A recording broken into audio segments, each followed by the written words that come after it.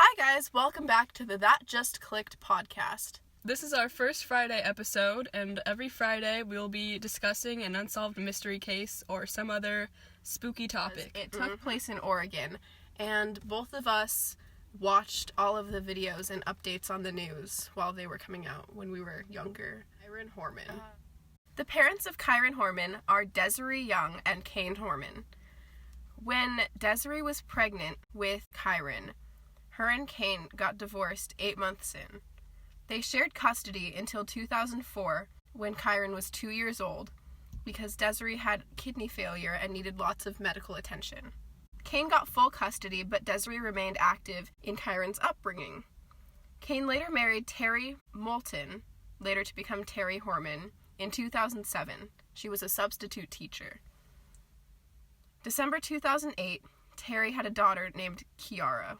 Kyron Horman attended Skyline Elementary School in Portland, Oregon. One day in 2010, June 4th, Kyron was taken to school by Terry, his stepmother, who stayed with him at the science fair. Terry says that she last saw Kyron at about 8:45 a.m. going down the hall to his first class after the science fair. After Terry left Kyron's school, she ran some errands, went to the gym, and picked up her daughter. Kyron was marked absent from his first class and was never seen again. Terry's errands lasted until about 1:21 p.m. when she arrived home and posted pictures of Kyron that day at the science fair. Kyron was marked absent from his first class and was never seen again.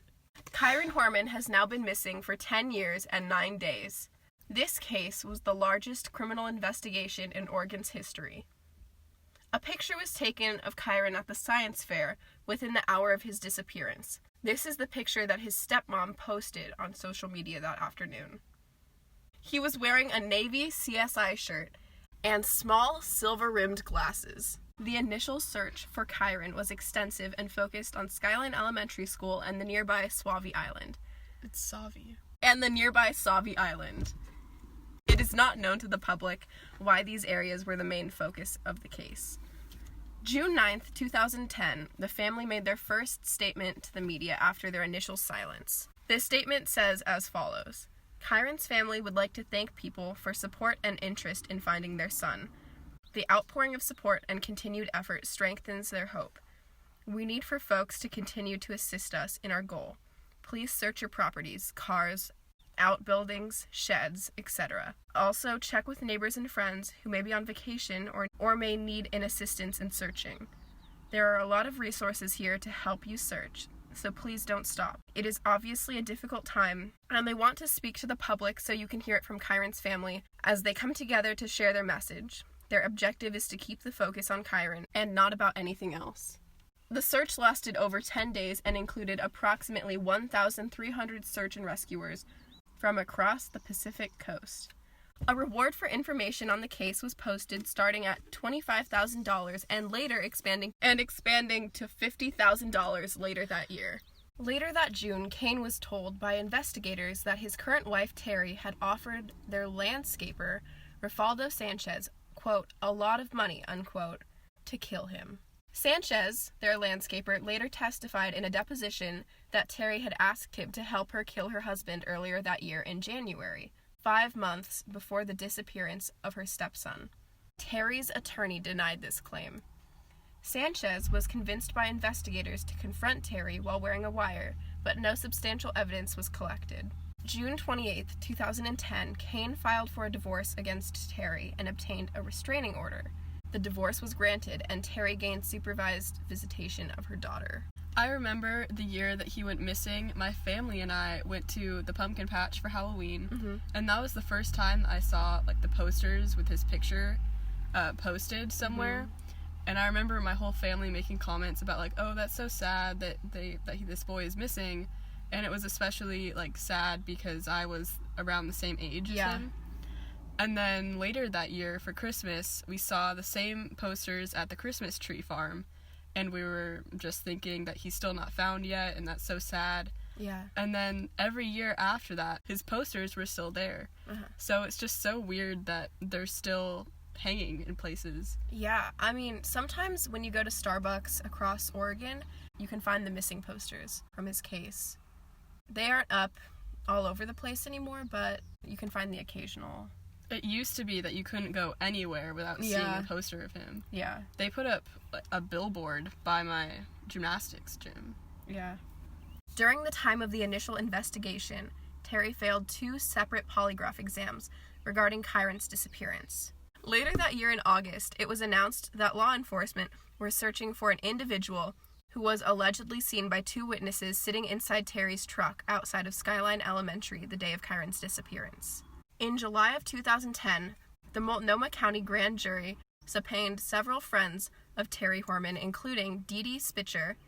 Dee Dee is said to be a friend of Terry, who, as described by her ex-husband Kane, had been in close communication with Terry, providing Terry with support and advice that is not in the best interest of their son.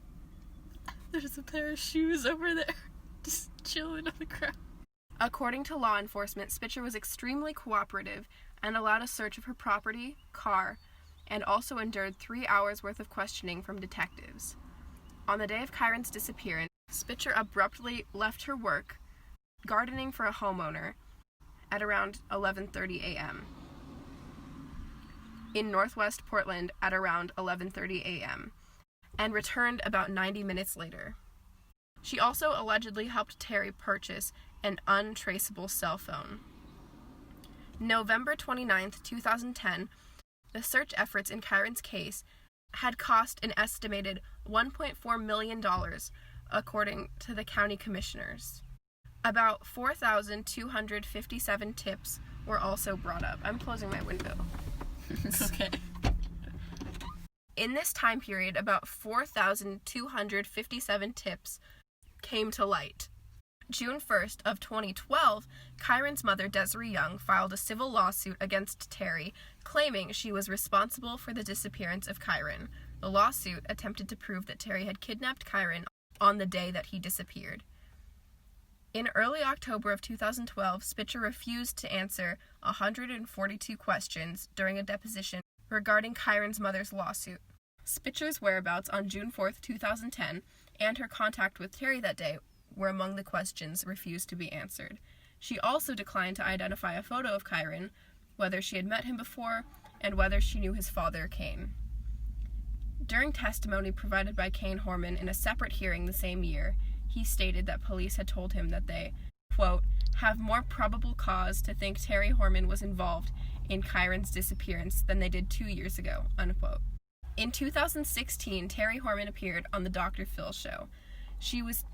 In this interview, she said, quote, I was advised from the beginning by law enforcement, by my husband at the time, by attorneys in the beginning, not to say anything. I've always wanted to. I've asked multiple times to speak out and have not been allowed. End of quote.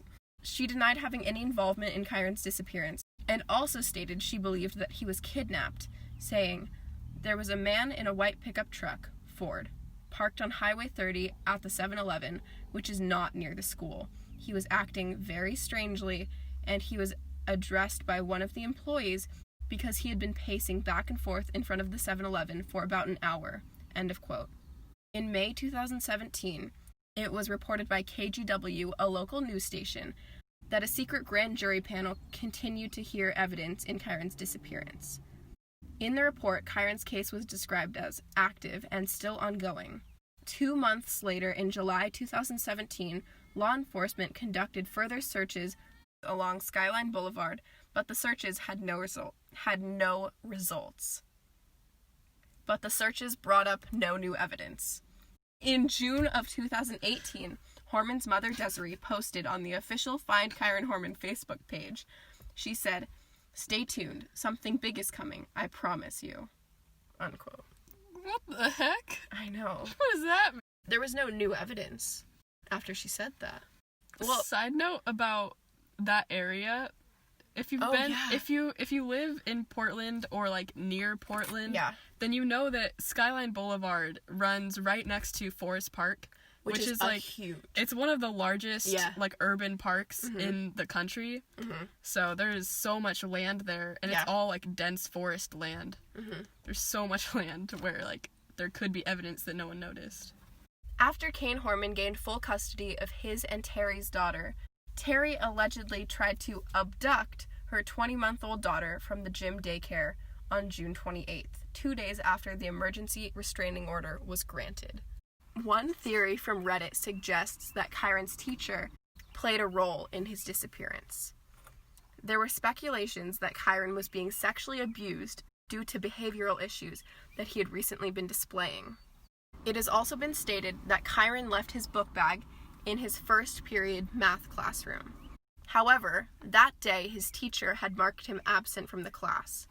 This brings up the question, if he had been in the classroom, why would she have marked him absent if he was there? Yeah, there's like a lot of weirdness about that. Yeah. About the marking absent. Terry had dropped him off that day at the science fair. Mm-hmm. So he was going to class from the science fair. And I know when I was in elementary school and middle school, whenever there was a school event going on, then a lot of times the students came back to the classroom before the teacher did. Yeah. Because the teacher was like cleaning up or still helping out with something. It wasn't designated class time. So it could have been that Kyron got to the classroom before the teacher and then was taken or disappeared or whatever before the teacher came back to the classroom. And that's why he was marked absent. However, there's also the possibility that he was in class in the beginning and he had been called out, maybe by his stepmother, maybe by Dee Dee, possibly using the phones that they had purchased earlier that were untraceable. It is a possibility that using one of the untraceable phones provided by Dee Dee and his stepmother, that he had been called by one of them out to the office or some location, and he had left his book bag there, assuming that he would shortly come back, right? Yeah, but the other weird thing about that is that, you know, when someone like goes to the bathroom while the teacher is taking attendance or something, and the teacher is like, oh, is this person here? And then their friend is like, oh, they're in the bathroom, they'll be right back. It's weird that he would be marked absent if his book bag was there. Yeah. Because they would assume that he's there somewhere, even if he's not like in the classroom at that point in time. Yeah, it's a little suspicious that he was marked absent that day. Yeah. Any theory regarding that, though, is suspicious. Whether his teacher was late to taking attendance, like, that's weird because his backpack was there. Whether he was called out of the class, it's weird that no one was like, oh, he just never came back after his stepmom came to get him. In this theory, it brings up the fact that the teacher knew the school very well. It also reminds us that a science fair was taking place that day. It is possible that if something had happened to Kyron involving the teacher, that she could have hid him somewhere due to the commotion involved in the science fair. Yeah. It could have been an accident, like something went wrong and they just like didn't know what to do and the teacher maybe panicked. There's so much about this case that could have happened, and then there's so much that we just don't know. Well, we also have no idea if it was a random person that has no real connection to Kyron, because a different parent of a kid at the school or a relative or a random person could have been there observing the science fair and stayed in the school long enough that maybe when he went to the bathroom or something, they could have just abducted him. Yeah. In a school setting like that, especially in elementary school, it's assumed that parents are trusted. Yeah. So it really could have, like, any parent could have had a whole bunch of different opportunities to take him. We also don't even know if he's alive or not. No. And I mean, it's been 10 years, so I feel like he would either have to be in someone's basement, involved in sex trafficking, or he was murdered. Yeah. A question arises involving Terry's abduction of her 20-month-old little girl that she had with Kane. It could really be detrimental to the case, piece of evidence in this case, or it could be completely random, because obviously a mother would miss her child and want access to her child, but the fact that it was required that she had supervised visitation and she went and took her daughter when it was not legal to do so it brings up the question of if she's just a mother who really misses her daughter and needs her in a time like that, or if she was trying to abduct her for good from the father and do potentially maybe a similar thing that she could have done with Kyron, or if she wanted to run away with her daughter, but we won't know because she never got that far. All of the suspects and theories involved in this case could really be seen from either side. Yeah. Which is what has made it so difficult, and is why it still hasn't been solved after 10 years. I think that the science fair taking place was a great opportunity for someone who had a motive like that to kidnap him, because all of the commotion going on, they could have said that they were a part of the fair and wanted to talk to him privately. Yeah. As we have stated earlier, Skyline Elementary is surrounded by lots of thick forest that's part of Forest Park. It raises the theory that something could have happened in those forests, because on a school day, in the middle of the year, the chances of someone walking by a random spot in the forest are not that high. Going back to the cell phones that he had been given, there's a possibility that someone had called him after he dropped his book bag off in class and told him to meet them in the forest. So what if he did meet them in the forest, and that's where he went missing or was kidnapped? Or it's possible that for some reason he could have wandered into the forest and just died because he was lost. But I have no clue why he would have been in the forest to begin with. Yeah, he wouldn't have any reason to be there unless someone told him to go there. Yeah, exactly. And then if someone told him to go there, he could have been, murdered right then and there. He could have been taken, or he could have gotten lost, trying to come back. And then just, exposure to elements, or starving or something. Then we get to the most popular theory, which is his own stepmother, Terry Horman. A reason that she could be considered a very prime suspect is by buying the untraceable cell phones. I believe that she gave one to Kyron. Scam likely. I believe that she gave one to Kyron, probably one to herself, and possibly one to her friend Dee Dee. Looking back at the case earlier that involved her landscaper, it's very possible that she asked a similar question of her friend Dee Dee. I find it weird that she would confide in someone that she didn't know very well, like her landscaper, and not one of her best friends. Because if she did ask her friend, if the two did have a solid friendship, it's very possible that Dee Dee was involved, especially because she left her job for about 90 minutes that same day. And in the case when she was asked to identify a picture of Kyron, isn't it weird she wouldn't confirm or deny that the picture was of Kyron? Yeah, because even if she did confirm that she knew who it was, that doesn't necessarily It doesn't implicate her because they were friends. If they were good friends, then it would make sense for her to meet Kyron on multiple occasions. Yeah, and, okay, so, Terry had posted, the day of the science fair, a picture that she had taken of Kyron that day. I find it weird that her friend wouldn't confirm or deny knowing what Kyron looked like, at least, especially if her friend Terry posted pictures of him on her social media platforms. Yeah. If they hadn't met in person, you'd think that Dee Dee would have at least seen pictures of him on social media. Yeah. I feel like Dee Dee would not have done this to Kyron or taken Kyron or have anything to do with Kyron on her own. I feel like she was but it wouldn't surprise me if she was involved because of her absence from work for that 90-minute period. Yeah. But it seems like she wouldn't have just decided to do that. I feel like Terry would have to be involved if Dee Dee was also involved. Terry could have easily called Dee Dee on their untraceable cell phones and told her something like, oh, do it right now it's the time, something. Or a code. I feel like the suspects are either the teacher, just Terry and Dee Dee together, or just some complete random stranger.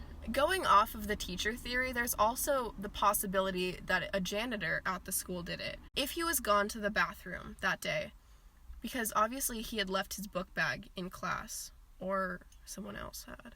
Because the parents did have access to the school at that time. It's completely possible that after someone did something to him that they put his book bag in the class, but I think that would be a little risky. Mm-hmm. So there's the possibility that he could have went to the bathroom and a janitor could have done something, or a different person who worked at the school. After the allegations of him being sexually assaulted, it's possible a janitor could have done that in one of the most vulnerable places he could have been, the bathroom. Yeah. I really think it could have been someone who was just at the school. Yeah. Because it was so chaotic. Yeah. You wouldn't suspect that a random adult in the school was a danger. Yeah, especially in on that situation. On that specific day, when there are so many people there and so many things are going on. Yeah, you don't pay attention. Yeah. This may be a little out there, but I just thought, what if someone at the school either took him or killed him, either accidentally or on purpose, and then they took his backpack to the classroom after the school day to, like, frame the teacher. Because why would the teacher not notice his book bag in his seat and say, oh, he's probably in the bathroom? Or why wouldn't the kids in the class at least say, oh, he's blah, blah, blah, he's in the bathroom, who knows? Because the teacher just marked him absent. Yeah, that doesn't really happen unless there's no evidence that kid was ever there. Yeah, exactly. If the teacher saw the book bag, the teacher probably would have marked him as there, not absent. What do you think a motive might have been for Terry? I think a motive that Terry could have had was just getting rid of Kyron, because we really don't know what their relationship was like. He was her stepkid, but they weren't related by blood. She obviously had some sort of grudge or something against her husband, Kane. As we talked about earlier, she had asked their own gardener to help kill him, which was just 5 months before Kyron was missing. So maybe she chose to do someone easier, like Kyron. Yeah.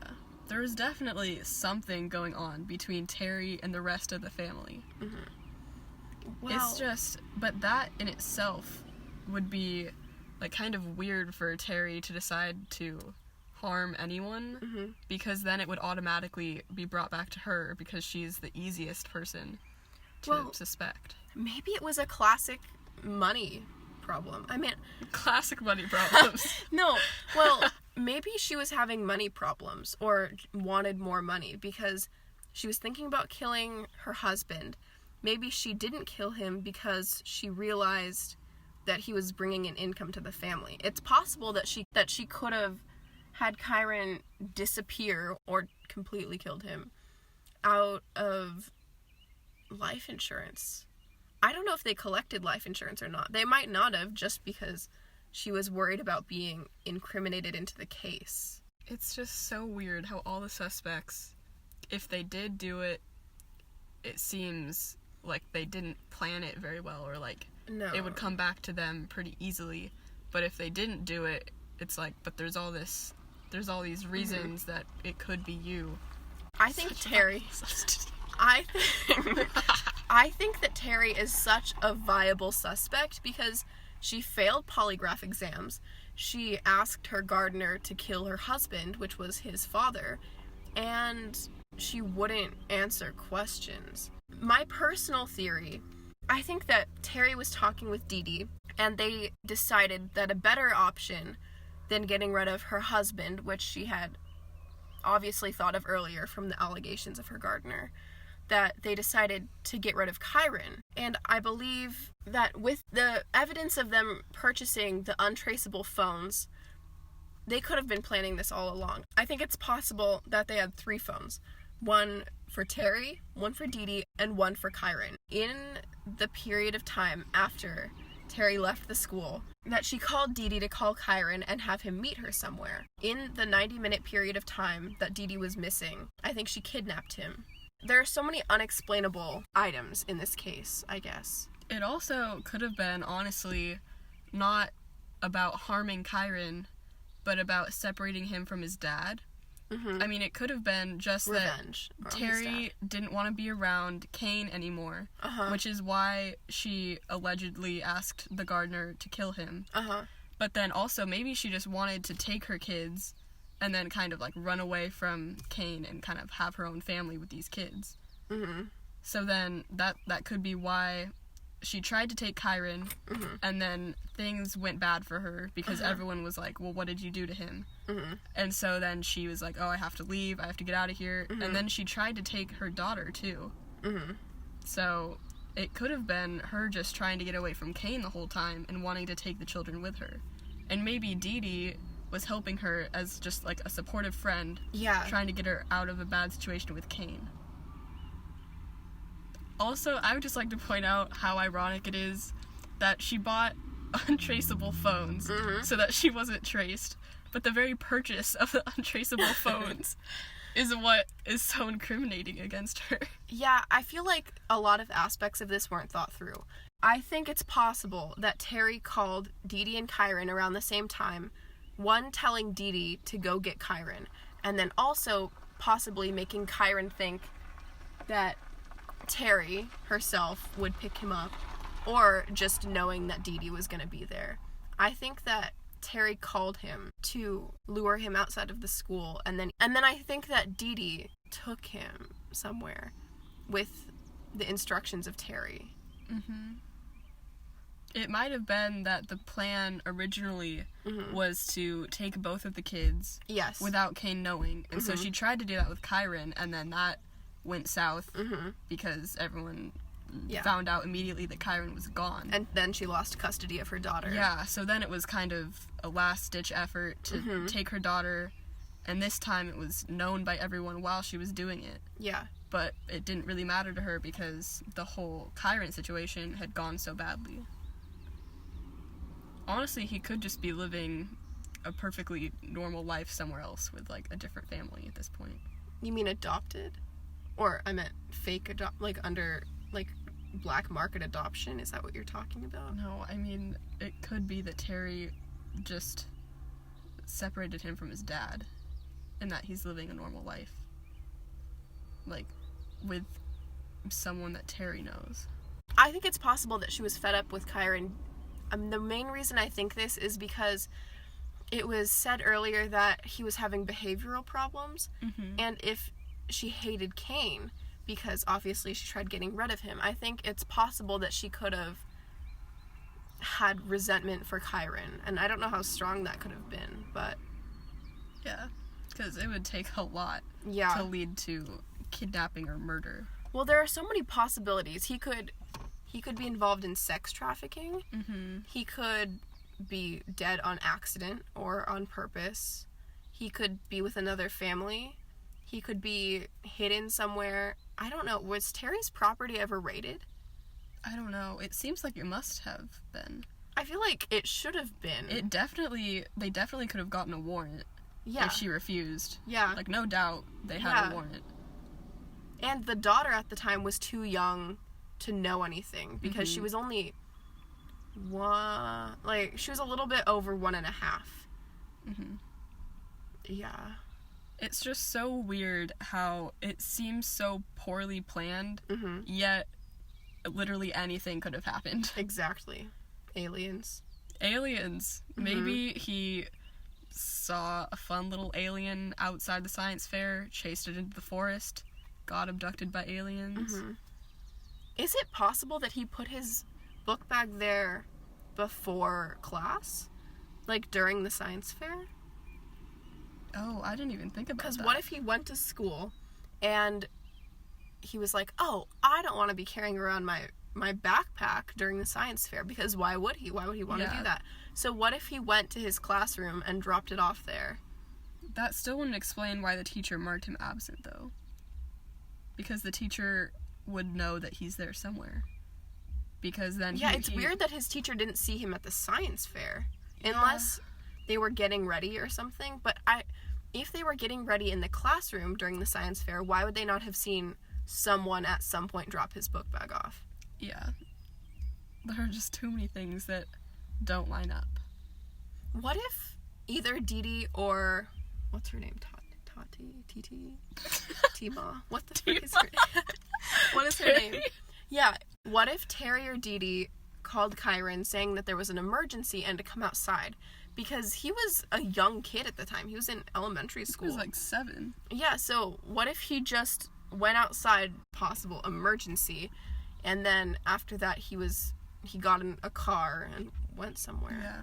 Also, as a 7-year-old, it's very possible that he just got distracted or just left the classroom briefly for something.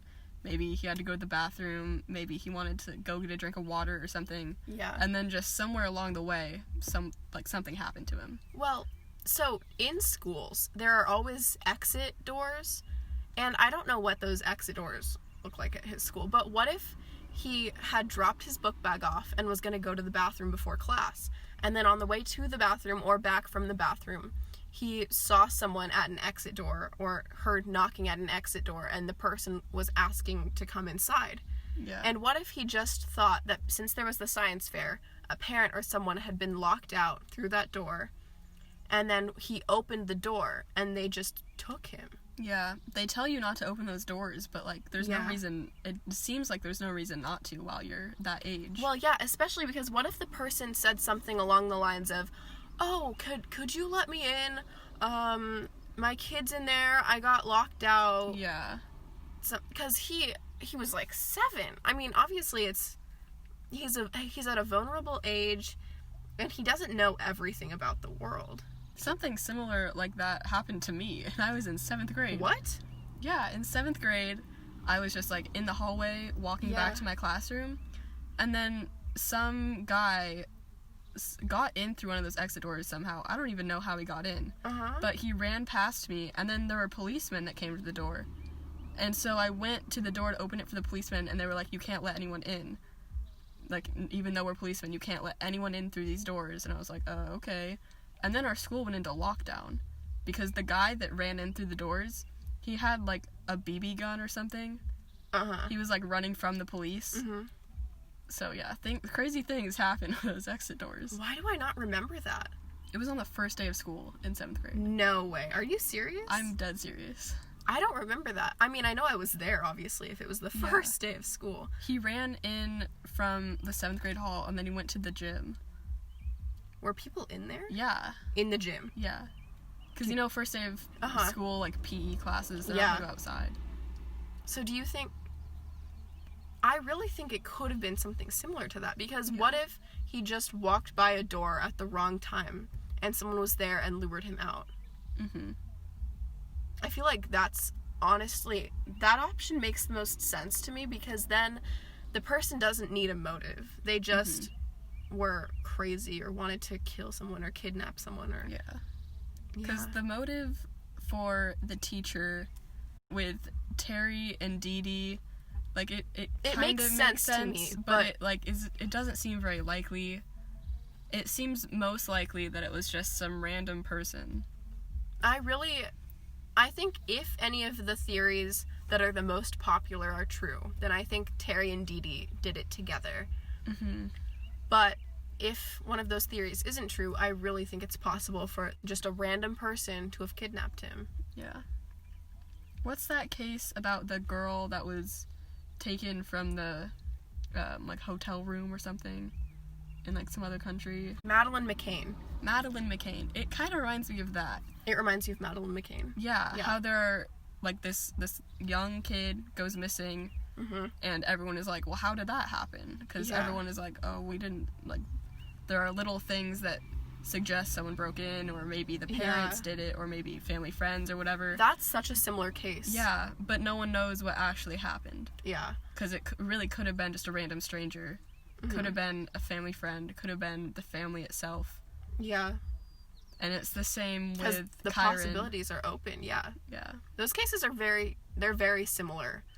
Because there was a last person who saw them, and you have absolutely no idea who it was.